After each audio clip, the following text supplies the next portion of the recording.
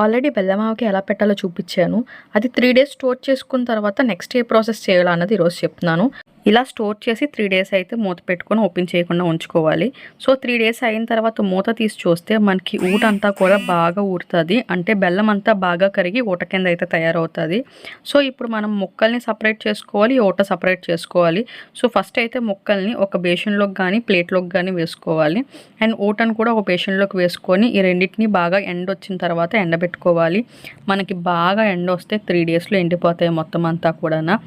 ఈ ఊట అంతా కూడా బాగా ఎండి చిక్కగా ఏర్పడిపోవాలి. సో చిక్కగా ఏర్పడిందంటే ఇంకా మనం ముక్కలు ఈ ఊట కలిపేసి స్టోర్ చేసుకోవచ్చు. సో ఇది నేను ఫస్ట్ డే, సెకండ్ డే అయితే ఎండబెట్టాను. ఇంకా థర్డ్ డే కూడా ఎండబెట్టాను. మంచి ఎండ వచ్చింది. ఇంకా మొత్తం అంతా కూడా మనం కలిపేటప్పుడు ఇలా ఊట కింద ఉండేది. ఎండిన తర్వాత ఏ విధంగా తయారైందంటే ఇంకా హాఫ్ అయితే అయిపోయింది. ఆయిల్ బాగా తేలి ఇలా ముక్కకి ఊట పట్టి బాగా రెడీ అయిపోయింది. సో పెరుగన్నంతో అయితే సూపర్గా ఉంటుంది. తీపాకే ట్రై చేయండి.